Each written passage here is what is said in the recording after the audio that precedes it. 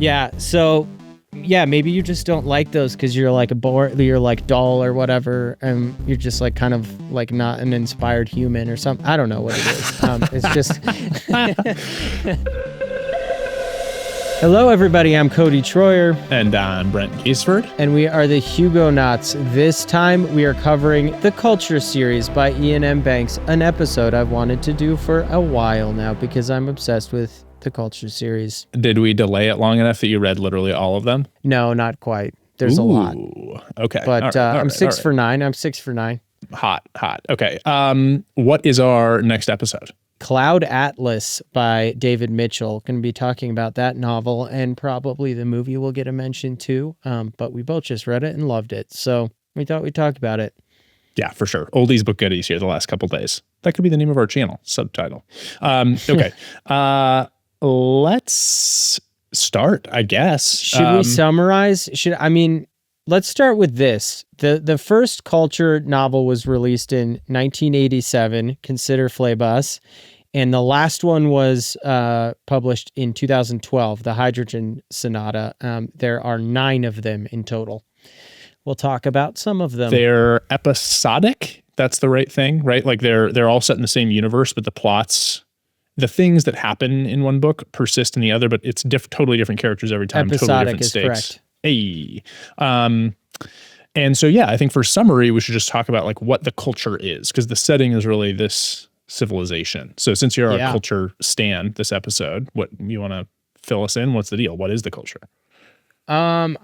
Feel free to correct me on any of my wrong definitions here, but the culture is essentially a far future human and machine intelligence society that's kind of loosely, I would say it's socialist, but I guess it's kind of, I'd call it like post-scarcity almost.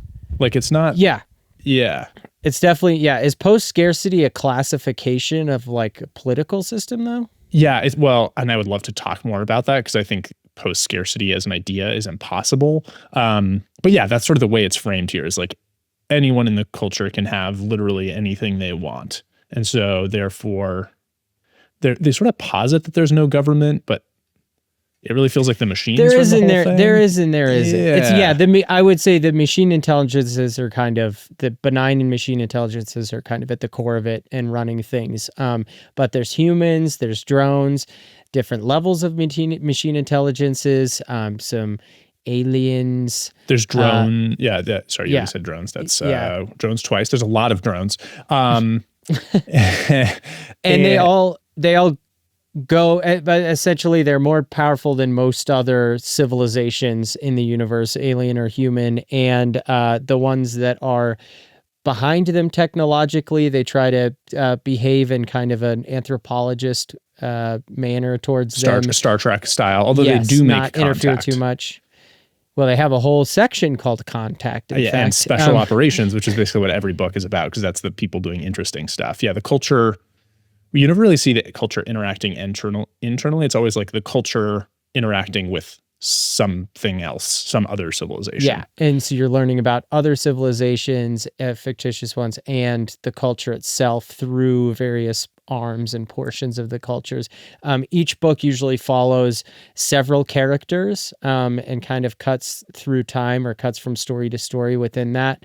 And usually kind of, starts with a big mystery, ends with a big mystery, and there's all sorts of things that happen in between. But yes, essentially a very compelling, interesting civilization is what these books are about. The culture. So I think where we should start is where people start? Yeah, exactly. Yeah. Which book should people read first? Man, well, I think this is an interesting one because you could really do any of them in theory.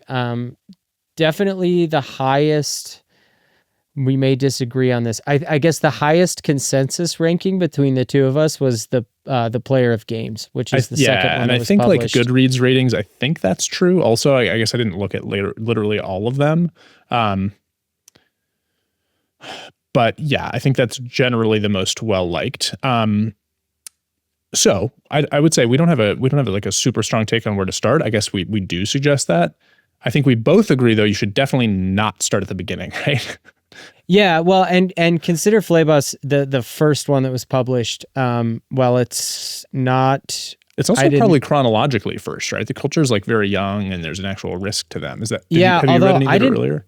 I didn't. Well, I didn't look too far into it as far as like how they chronologically stack up, because it didn't really even seem like it mattered. Each book was so independent from one another. Yeah. But you might be right about that. Of the also, three I read, it's definitely first in like chronology. Okay. Well, then perhaps it is. I wouldn't say though that it's first in terms of introducing you to the culture. I think that like you get introduced to the culture and what it is and what it's about in each book in various ways. And I don't think Consider Phlebas had like any special extra knowledge that was helpful in reading the other books. Because I read Player Games, then Use of Weapons, then Accession, then Consider Phlebas, and it was fine. Okay. Yeah.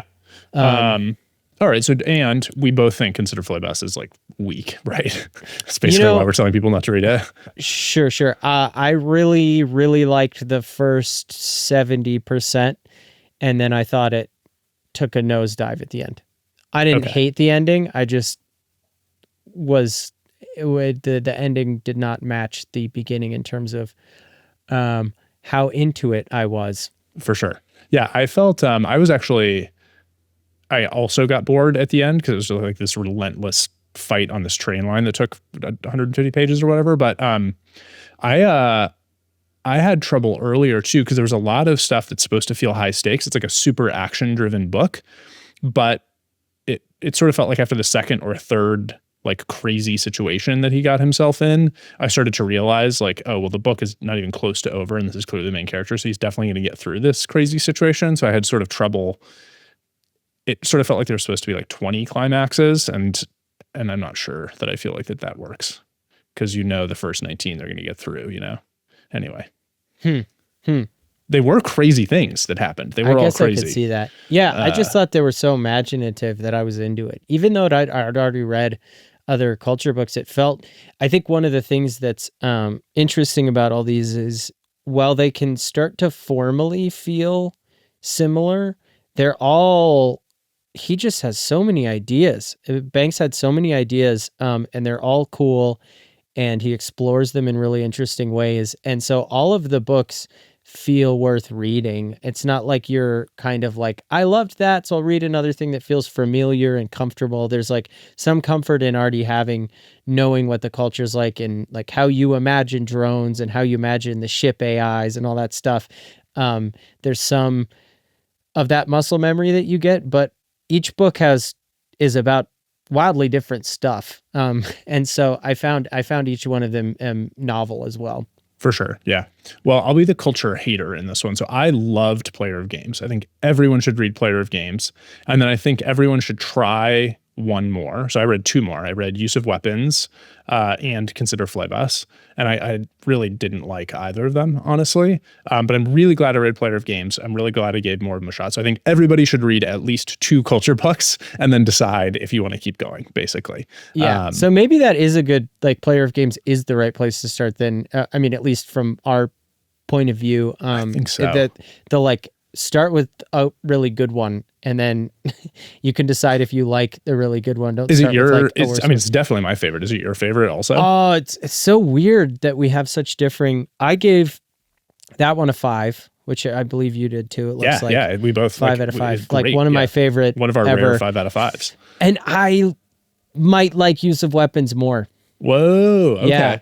I also gave that a 5, and I think I might even like it more than Player of Games, but some of that's got to be done in post spoilers. I think all of that has to be done in post spoilers. Yeah, I give Use of Weapons like a 2.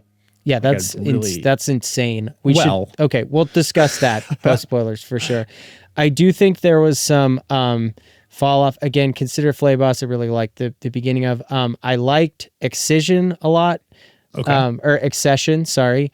It's about this like giant entity that enters like peripheral space and even the culture can't kind of penetrate it to probe it. I like that. They're all trying to work on like what this thing is. It looks like it's older than the universe. What is it? How can we Discover. That one's That's up my alley for and sure. I think it's a pretty like consensus high pick on the list. Okay. And then Surface Detail was good enough. I really liked some of the storylines, and I didn't care for some of the other storylines and characters. And same with Hydrogen Sonata.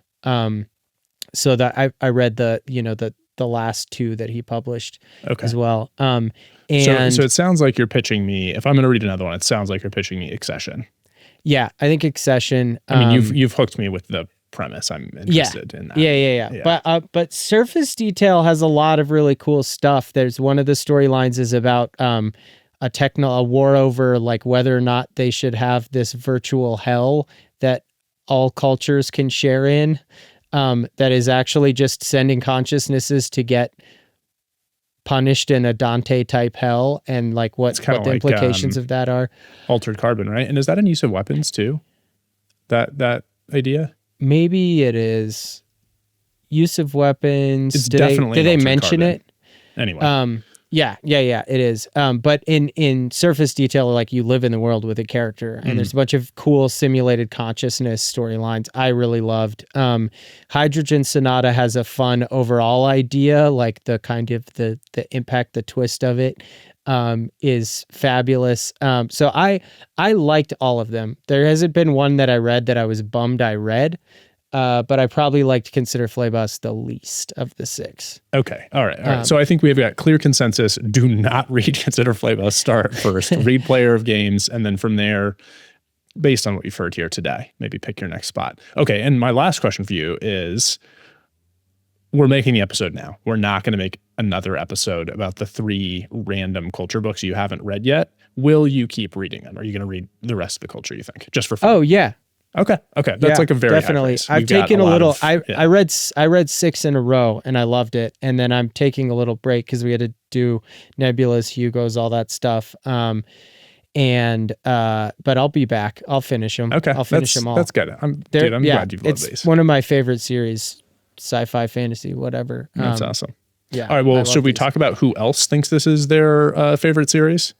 Yeah, which is the richest, worst people in the world. I read it, 2 articles weirdly that I saw at like different points that I came across on social media, and like apparently it was at least Bezos and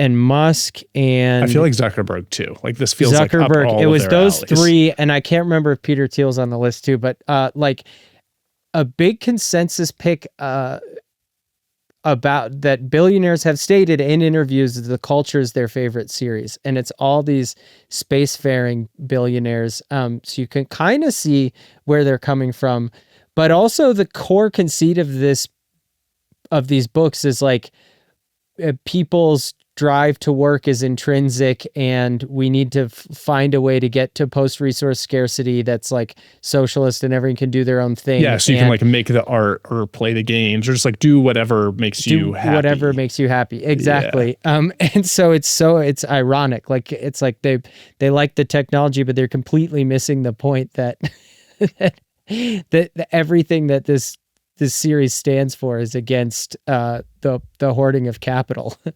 Yeah, for sure. Well, I mean, the flip side of it is like, it's the world of limitless capital, and so maybe that's what they imagine they're creating. But if that's what they imagine they're creating, they could do what Bill Gates is doing, give all their money away then, because the capital stays in civilization. It doesn't have to stay in their pocket. So anyway, if you're out there, Bezos, maybe stroke a check to the charity of your choice. That'd be great. Your wife's doing great. Yes. I just thought it was so fun. I mean, it's just wildly ironic, right? Yes. Yeah. And they live like this world that they've picked to love is the world where like arguably no one has any agency. Certainly no one has any power over anyone else. And these are dudes who like really love power too, But anyway, I guess I'd rather that they like this series than like, I don't know, like a dystopian one, They're like, we like Red Rising for the bad guys. Exactly. Yeah. We're the golds. Yeah. It's just it's definitely interesting. it also, I guess, I mean, it probably could have continued the culture, but for the unfortunate early death of Iain M. Banks, who died of, I believe, gallbladder cancer in 2013, which is sad. Yeah, yeah, he was a great writer, and he like, he basically got a really advanced cancer diagnosis and like met it with all, just the best way you can. He wrote this like tongue-in-cheek but also very sad blog post that starts with, "Well, I'm officially very poorly," and then goes on to say that he's like imminently going to die.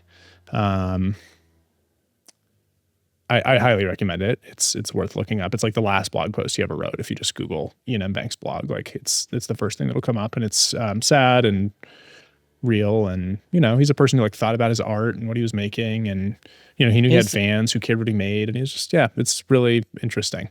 It's a little funny too. Like it is funny. He's a funny writer. He's just one of those writers who's understands and deeply human emotion, and it comes across in the culture as well. But just I have in my notes in Use of Weapons, which I didn't like, he made me laugh out loud, which is in a book is like that almost never happens, Yeah. But yeah, he's a funny writer. Many times. Yeah. It's such a good marriage of humor and powerful emotions of all types. Like he's just a fabulous writer and thinker. I also liked the way he proposed to his longtime girlfriend, who he married a couple days before his death, was asking her if she would do him the honor of becoming his widow, which is like, again, hits all those notes. It's funny, it's sad, it's gorgeous writing. For sure. Well, yeah, and that, go out and buy a culture book. She'll get the proceeds. I'm sure that's what Iain would want. Yeah. So anyway, okay. So lastly, and we've been very vague in pre-spoilers because we just don't want to bust anything up. There's a lot of stuff that could be spoilery. So we're going to talk about, to all those culture fans, we're going to talk a lot in post-spoilers. However, I wanted to bring up one more thing pre-spoilers, which is, I love I'm starting, I have this new kind of thing that I've noticed that's probably not that new to many people. The genre fiction writers are obsessed with the romantic poets. The romantic poets being an era of poet in, I'm going to sound like an idiot here, 1800s. I think you're right about that. It's Robert Browning, Keats, T.S. Eliot, etc. And the Jabberwocky and Snicker Snack, right? That's what we're talking about. The Jabberwock is Lewis Carroll from is that too Through late? the Looking Glass. It's not, it's also, not a romantic poet, but similar era. Okay, I'm not that good at poets. No, but sorry. It's okay. But these poets, what are some famous poems, like The Wasteland by T.S. Eliot? Hyperion is one, right? That's the whole Hyperion. thing with Keats. Yeah. Okay. So there you go. For example, the Hyperion Cantos is based on Keats. Keats is even a character in it. Robert Browning wrote Child Roll On to the Dark Tower Came, which is based itself on an older myth. Is that the Dark Tower? Is that where Roland is from, the Dark Tower? Yeah, that's where Stephen King got the idea from, the Dark Tower. And then consider Phlebas is from The Wasteland, the T.S. Eliot poem. Ozymandias, I've seen a lot of references. I know about the King of Kings and the dust and the statue. Okay, all right, I got one. I'm one for whatever. I guess my point is, it's so interesting that feels like all the romantic poets were like the first bastion of like transitioning from mythology into science fiction and fantasy and pulling it into modernity. These people who were thinking of like, what if we like take these old crazy ideas and like morph them into something that feels more human, like explorers are finding them or whatever. And then you as it moves, you then have Poe and you have Lovecraft and it advances. But it's interesting. I'd never thought about something you read in English class being so ubiquitous in genre fiction writing. Turns out genre fiction writers liked English class, I think, is the takeaway. Right. Yeah. And, so let us know what you think or where we were wrong on that absolute soup thinking out loud, You listed a lot brainstorm of stuff. about I was very romantic impressed. poets. It seems like maybe you studied this or something. I don't know. And a lot of it could be wrong. And before we do recommended books, we want to thank this episode's sponsor, Moonrising by Claire Barner. This is a near-future romance where Sea of Tranquility meets Winter's Orbit. Told against the backdrop of the moon's first lunar colony and with a diverse cast, Moonrising is about a cynical agronomist and a charming Emirati businessman who fall in love and battle eco-terrorists. Learn more about Moonrising by Claire Barner at the link in the episode notes. All right, recommended books. What's like the culture? Not that much. It's its own thing, but there are a lot of space operas that come closer that are also great reads. Yeah. What's first? First one we're going to recommend is House of Suns by Alistair Reynolds, which is another super far future space opera. It's a standalone, not a series, so it sort of fits with that culture thematically. I think it's 2 million years in the future. They're still less advanced than the culture is, actually. Right. But it's the farthest, I guess it's the other farthest future we could think of. It's super duper fun. It's a lot more, it's like really, man, it's so many things. The world is incredible. The plot is really interesting. Characters are like not the strongest. It's a really good fit for the culture. We really, really love it. And I have an episode about it. So if you want to learn more about House of Suns, go check that out. Yep. Also, Peter F. Hamilton's Salvation Sequence. Honestly, a lot of Peter F. Hamilton. Great at writing the space opera or the sci-fi opera, the fantasy opera, the land opera. All sorts of operas. Land opera. The man has areas coming out. Salvation Sequence, I think, is probably the closest far future, but still on Earth, and a lot of alien play and just cool intrigue and fun technology, and classic Hamilton fare. Yeah, for sure. Okay, last one I'll go with. I think my pick for closest thing to the culture is Fire Upon the Deep by Werner Vinge, which is written in 1992, very similar era, Hugo winner, and it's there's super advanced AI in part of the universe that are sort of like running things. That's very culture-esque, but of course our characters can't be super advanced AI because how could that work? So it's sort of normal people in this universe, very much like the culture. Super gripping, super fun. Some of the most fun aliens I've ever read. And then there's a book that's a prequel, A Deepness in the Sky, which is again in the same universe, but like almost all different characters, not really connected. So that feels culture-esque too. Anyway, yeah. So those are really fun, and we have an episode on A Fire Upon the Deep as well, if you want to check that out. Okay, should we just talk freely about the culture now? Let's spoil just all of it. Let's just spoil everything. Yeah, I think it's time. I mean, usually do a summary, but that doesn't make any sense here. Lots of cool stuff happens in all these books. Where do you want to start? You go first. I want to start with what is so magical about Player of Games, which I think is the thing that is so magical about the idea of the culture in general. That's a good microcosm.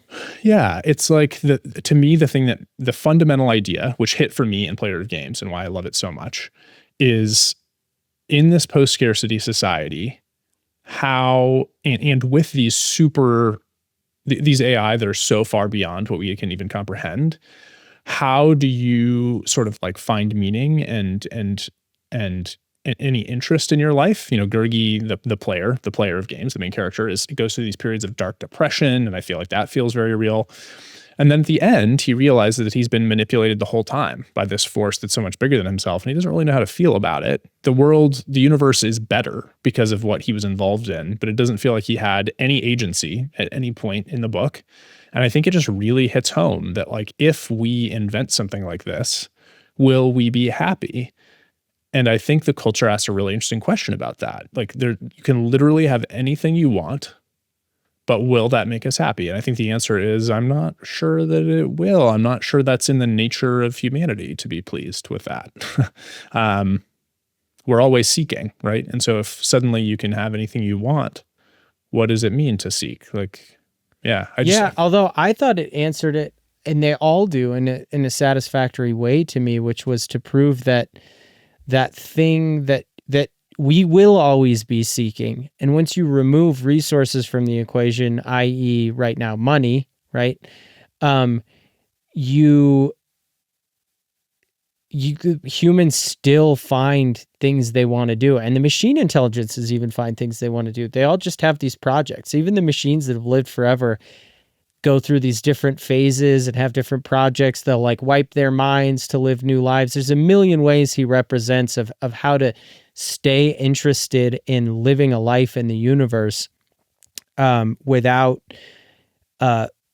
needing to meet basic survival needs. Once basic your survival needs are met, and still to strive to better other people's lives, or win at games, as in player of games, or create new things. And then ultimately they have the sublimation, which is a large portion of the hydrogen sonata, which is where certain machine intelligences or entire civilizations will sublime to a higher dimension of reality within the universe itself and become non-real. So fire upon the DP. Move to the next stage of existence. Yeah, that's extra universal. Okay. And so I think he represents like a lot of good counterpoints to the argument that like, what are we going to have to do if we don't, have to struggle?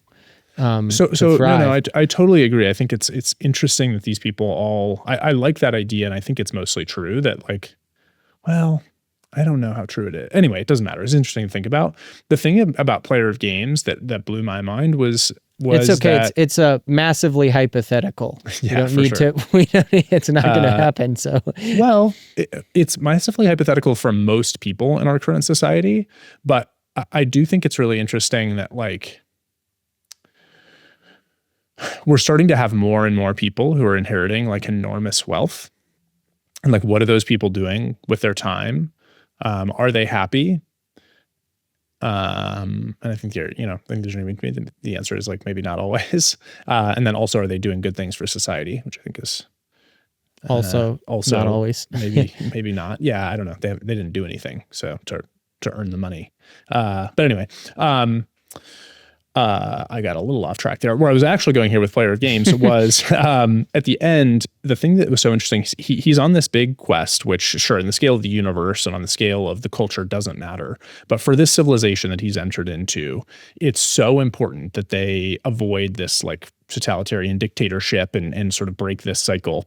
And he's told the whole time by the minds that they sort of expect him to lose and it's no big deal. And he has to play this game that's going to be way over his head because all the people of this civilization have been playing it their whole lives. And it's okay if he loses. And then he finds out at the end that they actually knew the whole time that he would win. They were just telling him that because they wanted him to act a certain way so that he could destroy the empire without any bloodshed and get this, this guy to kill himself, basically. And so at the end, he's like, oh, well, they knew the whole time what would happen. And I was just a pawn in a bigger game. And I think that idea about like, what would it be like to live with super intelligences is very, very, very interesting.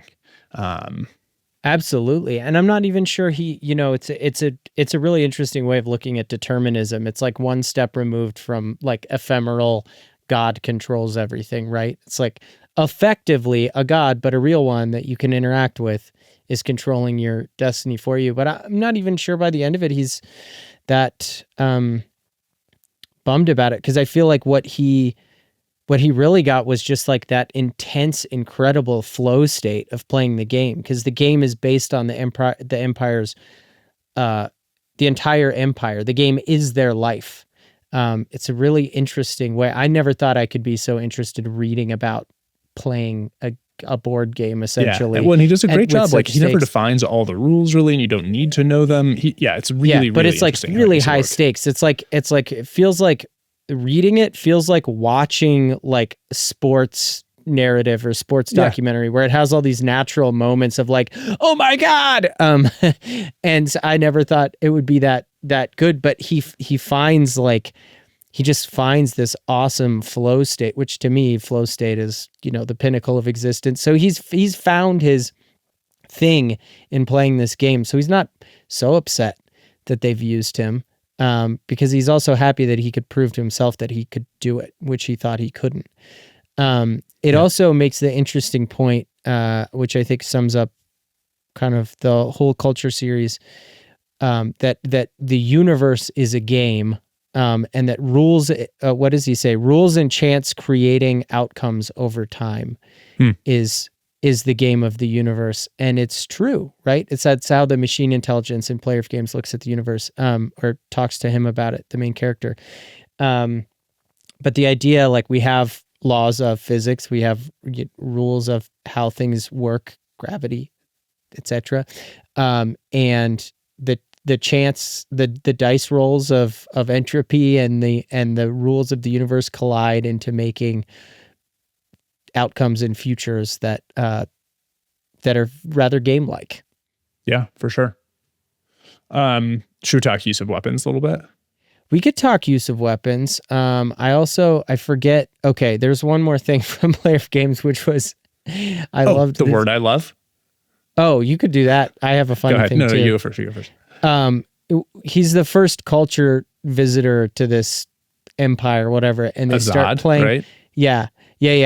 And they start playing their national anthem. And it's funny when you see the culture is so deeply unserious, and he realizes the melody from the national anthem of this empire is from a song that it's in the culture called "Lick Me Out."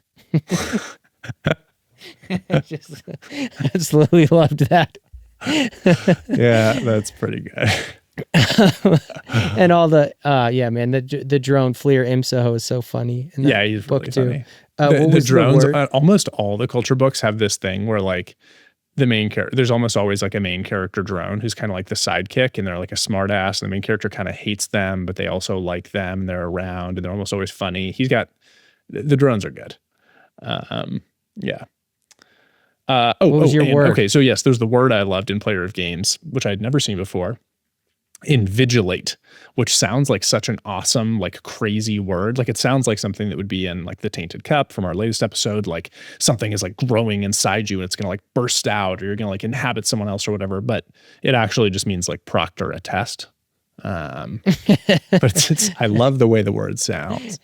There's a lot of great vocabulary that I looked up and learned from these novels. That's a super funny example, though. I had the same for sure. reaction. Yeah, next time. Yeah, I'm definitely never saying proctor again. I'm always going to invigilate. Anyway, okay, use of weapons. Sure. Yeah, I guess. I mean, we could talk about all of these forever, but use of weapons is a good place to kind of because we disagree this so discussion. much. I want to figure out why. This is a good back half. Okay, so use of weapons is really interesting narratively, and normally I like this kind of thing. So each chapter, the alternating chapters follow two different timelines. They're loosely, one of them is like going backwards, the other one's going forwards. That's not 100% true, I don't think, but the first time I tried to read this book, I tried to listen to an audiobook, and I ended up deciding partway through that I was going to stop because I was too confused. So I got the print edition, and I was still confused. Less so, but I ended up realizing it was just, like, less formally, I think a little less formally structured than I thought. The chapters just kind of felt they were jumping through time a little bit. I don't know. Did you ever feel like you figured out what was going on with the chapter sequence? I never quite got it. I think with a lot of that stuff, and this is something that we talk about a lot, that comes up a lot in that specific style of getting narrative intrigue, building mystery, all that from just chopping up the chronology and shuffling it, is it's a trope that we see a lot in fiction in general, and different people have different experiences with it. I think some people hate it overall, some people like it sometimes, some people dislike it sometimes. I loved use of weapons for that reason. I thought it made the ending just blew my mind. It came out of nowhere, and then the book's over, and I was like, oh my God. I think this is the reason we actually disagree about this book. Yeah, I did not like the ending. Oh, well, that's crazy. And let's go back to that. But the way it's broken up, I think weirdly, the audiobook helped me a little bit because I saw the chapters, but I know, I'm not looking that closely at like what they're called and whatever when I'm listening to it. But I saw them on there and I was like a little bit like, wait, what's this numbering system? This is kind of weird. But I just kind of like, somebody actually just posted on the Discord, they thought that they had gotten like a broken audiobook because the chapters were out of order. Yeah, no, that's the way it's supposed to be. Yeah. But to me, I just kind of let every book rip and give it a chance and just listen to it. And I felt like it naturally made sense to me, use of weapons. I got it pretty early on that we were switching between things, and I just like didn't try too hard and kind of trusted Banks to land it, which I thought he did. But I think with a lot of those types of books, it's the same with like a Nolan movie or something. Like if you just kind of like let it happen and don't overthink it, I feel like you can get into more of a felt rhythm than if you're trying to like make sense of it from a meta perspective. That can often lead to extra confusion. I feel that. Yeah, for sure. So maybe that's it, or maybe you just didn't. No, it's the ending. Yeah. So the ending is you find out that one of the two stories, the one that's in the past, is Zakalwe, who we're told is our main character the whole time, who's like this like legendary fighter or whatever. He's a culture special services operative in half the book who's doing all these missions for them. You're deep in, his however many mission in a row. Yeah, he's like assassinating bad guys to save other civilizations and fighting in wars constantly. Part of what I also didn't like is we have all these chapters, the future or present chapters. They're always him fighting in these wars, and we're like told he's a great fighter, but he's always kind of like not trying, and it's like unclear why we're fighting. That's, I think, actually one of my biggest things for the culture is like, I'm often like, why are we fighting? There's so many chapters of fighting. It's like, why are we doing this? I never know. Well, it's them like trying to deal with civilizations who haven't gotten over but I want to know yet. like why, but like, what are the details? Why are they fighting this particular civilization? Anyway, you don't know. And then the other half of the novel is back in the past, and it's this actual war on an old planet that goes throughout the book. Pre-culture contact. Right. And it's these two brothers who grow up on an estate. One of them is a stepbrother from a warring faction whose family, the family's killed. So they adopt the stepbrother. And then this family on this estate is still warring with them. The brothers are kind of like war with each other. One of the brothers then sleeps with one of the sisters. The stepbrother sleeps with the sister and pisses off the other brother, blah, blah, blah. The whole time. And then at the end, he kills the sister and sends her bones back as a chair, which is a chilling like scene. You've been hearing about this chair the whole time from the guy in the future and how chairs freak him out. And you're like, oh, it's because this guy was beaten who was on the other side of the war, the stepbrother, and sent back this chair of bones made with the sister. And then at the end, you figure out that the Zakawe in the future is the guy who made the chair of bones, not the other guy. I loved it. So I've noticed this actually. You really liked the ending of Metro 2033 also, which is like in the last few pages, it turns the whole thing. I think it turns out I just really hate that because I want some falling action. And I also, when you change everything in the last few pages, I end up feeling like everything else was cheap in some way. Yeah, so I think I don't like that ending style. I want the ending to happen earlier and for us to have some resolution. And let me throw this one at you too. And I feel like it can't come out of left field. Anyway, go ahead. No. I feel like a truly character-inspired twist ending right at the ending that like feels natural to the book that does come out of left field is like one of my very favorite things. Another great example is Perdido Street Station. Where it's at the very end, you find out what the Birdman did. I really liked Perdido Street Station, and but at the end like, didn't hit me the same way. Oh my God! It hit you. Yeah. Yeah. So yeah, maybe you just don't like those because you're like you're like dull or whatever, and you're just like kind of like not an inspired human or something. I don't know what it is. It's just Oh you're man. bad. I don't know. But that is interesting because I can see your point too. I also I don't like falling action, so I love when like something just split Something ends like crazy that. happens. Yeah. I think it makes it stick in your mind longer. The I ending of love a twist. I like the twist a little bit earlier so that then we can like kind of like muck around and like what are the implications and also like why. Like at the end of I guess I know in this one because he felt like he was a bad guy, so he like switched identities with the person he had killed. But that's what makes it interesting is that like you find out that twist at the end, and the whole other half of the book the whole time has been exploring what that twist means, right? Like you understanding that he's that guy makes the entire other half of the book more interesting. So now maybe it's like a reread, like one of those books that would be a lot different if you reread it. That's probably true. You Yeah, notice I a lot of think different details. that's definitely true. The other thing I would say about the culture is I think that he writes these as like character driven books, like the way you're describing the end of this. But I don't like his characters that much. Oh, I think they're fun. I love I his think they're characters. fine. I just don't like feel like I like end up like really understanding or feeling like I totally know them. But yeah, maybe that's part of why I did differently too. I guess some are better than others. But yeah, I loved the disjointed style. I loved the twist. I love the idea of like, I think it's a fun way. It's a particularly good example because he does this in all the books, but I think it's a fun way of having a bunch of big conflict in a novel. You have all these wars going on and all these crises, but still maintaining the culture, which is an entity that is like, do whatever you want and we can solve anything. There's like, it's hard to make that interesting without involving all of these other civilizations they're running into and trying to help, but not that hard. Because you wouldn't get a lot of just conflict from like being only within the culture. Since life is so good. And I also love the culture is like the ultimate competence porn.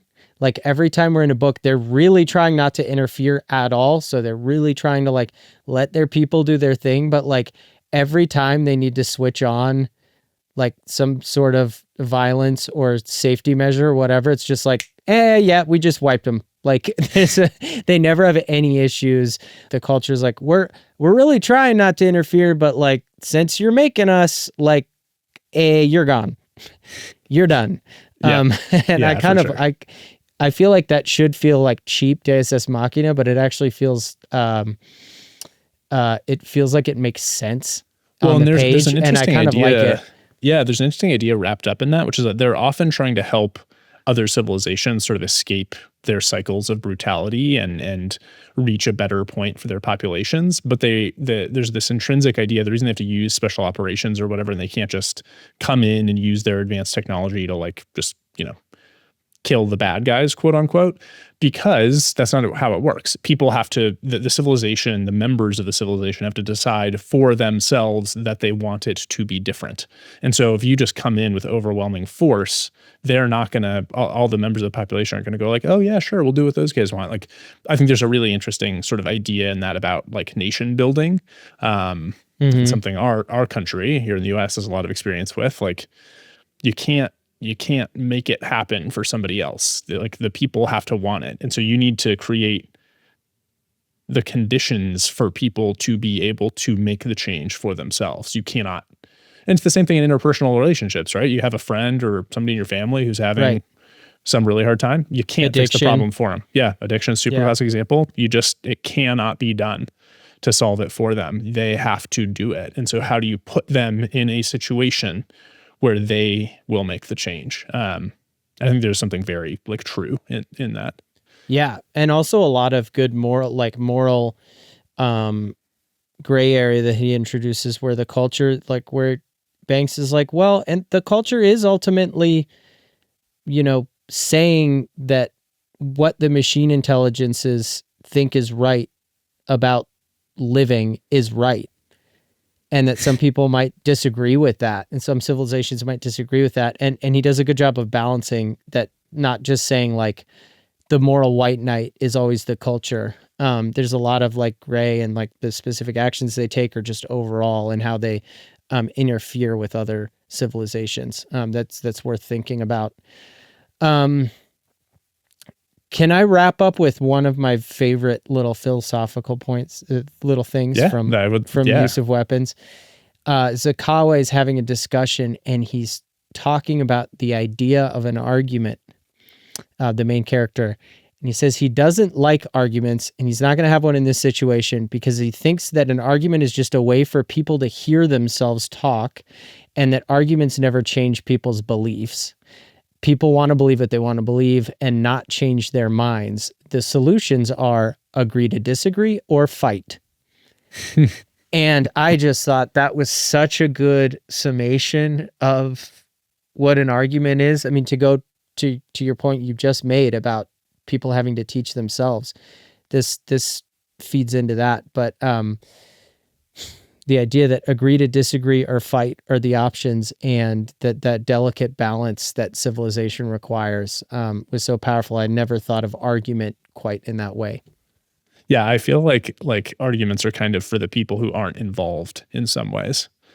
It's like the point of an argument is, if you're just fighting with someone else just between the two of you, yeah, totally pointless. Yes, exactly. If there's some observers, maybe they could learn something from the two of you misbehaving. Right. And so, in sum, I think the Culture series is amazing. You think at least one of the books in the Culture series is amazing. I think the ideas of the Culture are amazing. I love, everyone should read Player of Games. Yeah. I think everyone should read as many as they want. I've loved them all, and they've given me a lot of interesting ideas, and I think it's one of the kind of pillars of science fiction that isn't like that much else. It's so many ideas. It's so fresh and strange and different, yet internally consistent. It's a little bit of everything. I think it's one of the best, one of the greats. Yeah, that's awesome. All right. See you next time for Cloud Atlas. See you then. Keep reading.